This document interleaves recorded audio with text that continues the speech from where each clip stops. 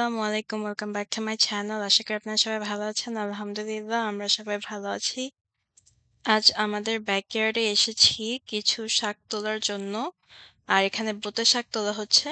আজ ভেবেছি শাক দিয়ে কিছু রান্না করব। সো বাগানে এসেছি কিছু নেওয়ার জন্য।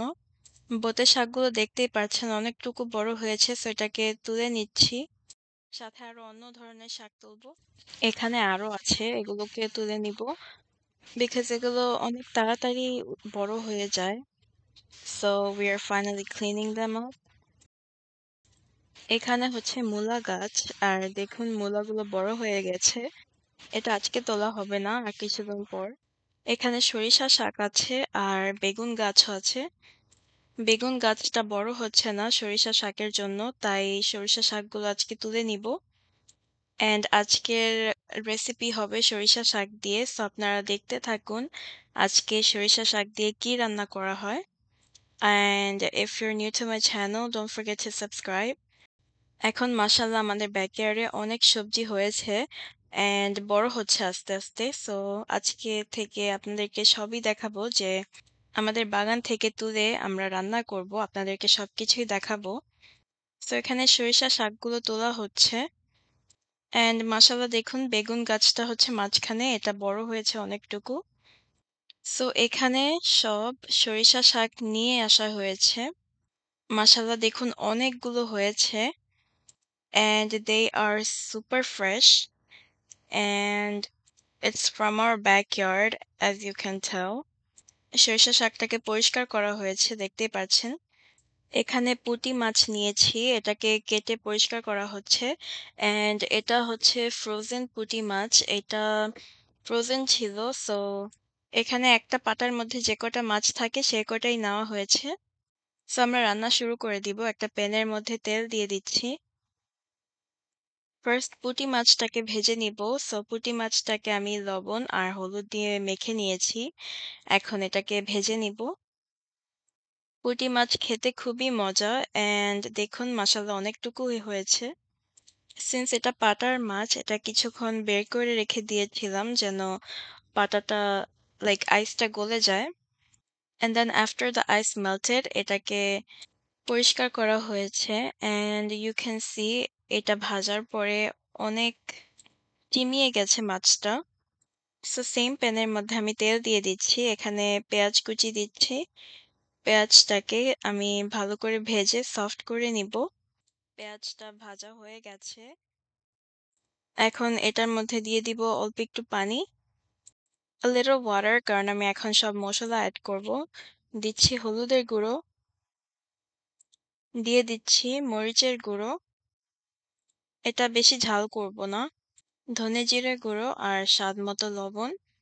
এখন মশলাগুলোকে ভালো করে মিক্স করে কষিয়ে নিতে হবে। আগে আপনাদেরকে অনেকগুলো রেসিপি একসাথে দেখানো হয়েছিল, কিন্তু এখন থেকে একটা করেই রেসিপি পোস্ট করব। সো দ্যাট ওয়ে ফোকাস শুধু একটা রেসিপিতেই থাকবে। দিয়ে দিয়েছি আদা রসুনের পেস্ট, এটাকে ভালো করে মিক্স করে নিব। And yeah, of course, I will be posting many more adventures or shopping, going outside with family. Sometimes I would even post vlogs. এখানে মশলাটা কষানো হয়ে গেছে। এখন আমি সরিষা শাকটাকে দিয়ে দিচ্ছি। শাকটাকে অল্প একটু কেটে নেওয়া হয়েছিল। এখন শাকগুলো সবগুলোকেই দিয়ে দিচ্ছি। এই সরিষা শাক খেতে অনেক মজা। এটা যারা খায় না তারা বুঝে না যে এটা কতটা মজা। It is really delicious and a must. So if you haven't tried this before, you should try it out. আর আজকে গাছের টাটকা সবজি খাচ্ছি, সো আমার কাছে অনেক ভালো লাগছে। কিছুক্ষণ ঢেকে রেখে দিচ্ছি যেন সরিষা শাকটা একটু সফট হয়ে আসে। And as you can see here, এখানে পানি উঠেছে and the শাক itself is really soft. অনেক নরম হয়ে গেছে। ভালো করে শাকটাকে মশলার সাথে মিক্স করে নিতে হবে। এই পুঁটি মাছ দিয়ে অনেক ধরনের শাক খাওয়া যায়, কিন্তু আজকে আপনাদের জন্য সরিষা শাক নিয়ে এসেছি কারণ আমাদের বাগানে অনেকগুলো হয়েছে।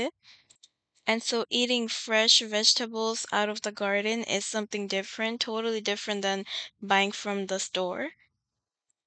শাকটাকে আবার কিছুক্ষণ ঢেকে রেখে দিয়েছিলাম। এখন ঢাকনা তুলে একটু পানি দিয়ে দিচ্ছি। আর হচ্ছে এটা রান্না করতে এতটা সময় লাগে না। এটা অনেক ফাস্ট একটা cooking. So if you're running out of time, you can obviously make this in no time. লবণ একটু কম হয়েছে, আমি আরেকটু লবণ দিয়ে দিচ্ছি। এখন ভাজা পুঁটি মাছটাকে দিয়ে দিলাম। মাছটাকে বেশিক্ষণ নাড়বো না বিকজ মাছটা অলরেডি সফট হয়ে গেছে। আর এটাকে বেশি সময় যদি নাড়ি তাহলে এটা ভেঙে যেতে পারে। আরো কিছুক্ষণ এটাকে ঢেকে রেখে দিলাম। So then the fish would become soft. And we are almost done with our cooking. আলহামদুলিল্লাহ আমাদের সরিষা শাক দিয়ে পুঁটি মাছের ঝোল রান্না করা হয়ে গেছে and it looks really delicious. Definitely try this out. আমাদের বাড়িতে সবাই এটা অনেক পছন্দ করেছে। সো আজ এই পর্যন্ত। আল্লাহ হাফিজ। আসসালামু আলাইকুম।